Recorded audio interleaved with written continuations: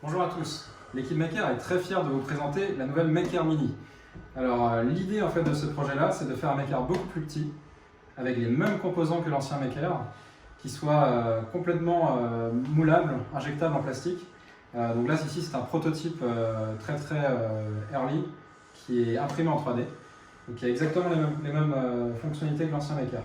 Donc pour le moment bon, les angles ne sont pas très arrondis, etc. C'est un prototype. L'idée en fait c'est d'agrandir un petit peu la surface du Maker pour faire des angles arrondis, avoir un silencieux et intégrer tous les derniers. C'est quoi l'intérêt? C'est le poids. Donc le poids, on a gagné en plat, en espace. Effectivement, on voit que ça tient dans ma main et j'ai pas de difficulté à le porter. L'un des secrets, c'est batterie au lithium à la place des batteries au plomb. C'est ça. Donc ça c'est un modèle de batterie au lithium qu'on a bricolé pour tester en fait la fonctionnalité et le poids. Bon, idéalement, il faudrait qu'on ait des batteries effectivement industrielles, mais ça fait effectivement cette taille-là. Ça passe très bien dedans. Du coup, l'autre intérêt de la Maker comme ça, c'est le prix, c'est ça? C'est le prix en fait sur un boîtier comme ça. En fait, c'est entièrement moulable. Donc une fois qu'on a le moule, en fait, le boîtier typiquement coûte 4 € de plastique à peine à mouler.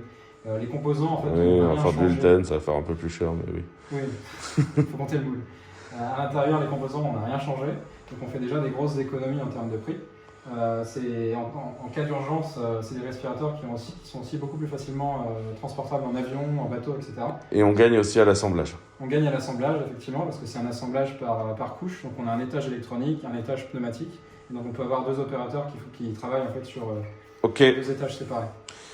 Donc ça, c'était la Maker Mini qui avance. Et sinon, les nouveaux modes de ventilation, peut-être, est-ce que tu peux nous expliquer ce qu'on a fait là-dessus? Donc historiquement, la Maker a fait comment pour ventiler les gens? Historiquement, on avait deux niveaux de pression.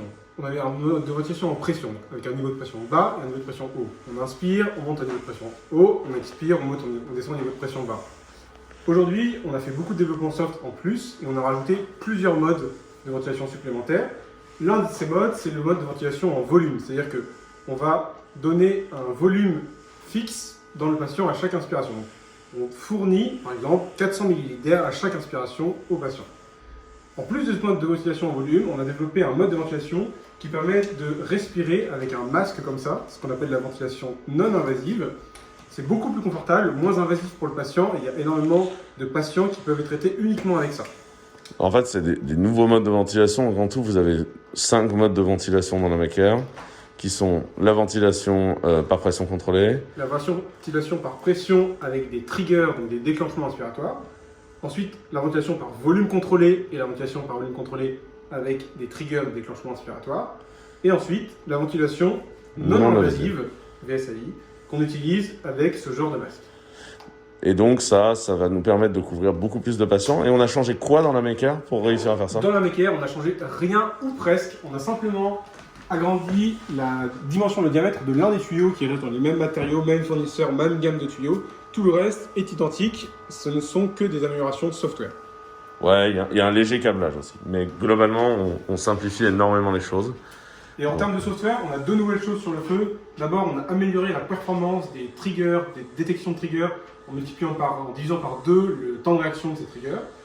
Et autre chose, on est en train de développer un simulateur qui va tourner sur ordinateur pour simuler le fonctionnement de la machine. Ça va nous permettre de faire des logiciels éducatifs de respirateurs, ça va nous permettre de tester nos algorithmes et ça va nous permettre de générer de la data pour nos algorithmes.